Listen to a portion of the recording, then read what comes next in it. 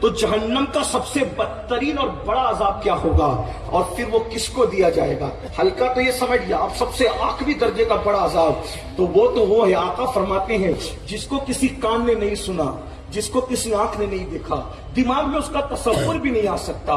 جہنم کے اندر ایک وادی ہے، تھوڑا محسوس کرو، ایک وادی ہے، اس وادی کو حبحب کہتے ہیں، اس میں ایک اور وادی ہے، اس کو وادی لملم کہتے ہیں۔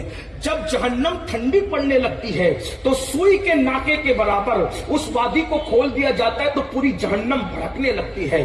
وہ اتنی خطرناک وادی ہے، وادی حبحب اور لملم، کہ جہنم بھی ایک دن میں 36 مرتبہ اس وادی سے پناہ مانگتا ہے۔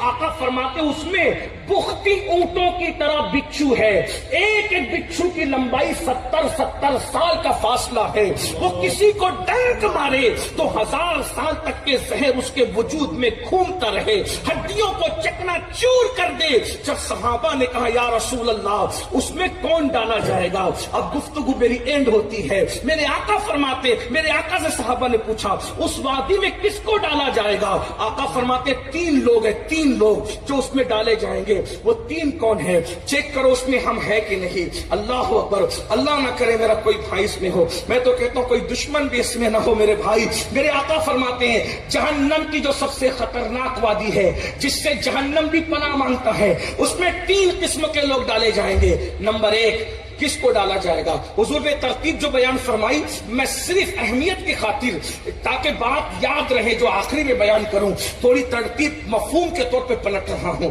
ورنہ حقیقت میں حدیث پڑھوں گا تو مجھے کوئی حق نہیں ترتیب بدلنے کی، لیکن روایت بالمعنی کے قانون کے تحت میں صرف مفہوم بیان کر رہا ہوں۔ کس کو ڈالا جائے گا؟ تو پہلے نمبر پر جو حرام لقمہ کھایا کرتا تھا، حرام لقمہ کھانے والے کو، اس میں جس میں سب سے سخت عذاب حرام کھانے والا۔ اب یہاں پر جلدی جلدی بات میں پوری کرنے کے لیے میں کسی ایک عنوان پہ گفتگو نہیں کروں گا، بہت ٹائم چاہیے اس کے لیے، اور مجھے احساس ہے کہ آپ سردی کے موسم میں بہت دیر سے بیٹھے ہیں، اور میری عادت ہمیشہ ہے اس سے پہلے کہ لوگ جزاک اللہ کہے میں وما علینا الا البلاغ پڑھنے کا قائل ہوں۔ ہاں میں جانتا ہوں کہ میرے بھائی نور اللہ شاہ صاحب نے فرمایا تجھے جب تک بولنا ہے کوئی پابندی نہیں ہے، لیکن میں اپنی لمٹ کو جانتا ہوں۔ غور فرمائیے، حرام کھانے والا جب ہلکا عذاب یہ ہے تو بھاری عذاب کیا ہوگا؟ آج ہمارا لقمہ حلال ہے، سنی بنے ہو جنت کے ٹھیکیدار، لقمہ حلال ہے، جھوٹ بول کے کمایا وہ لقمہ حلال ہے، جوا کھیل کے کمایا وہ لقمہ حلال ہے، لاٹری کھیل کے کمایا وہ لقمہ حلال ہے، لوگوں کا غصب کر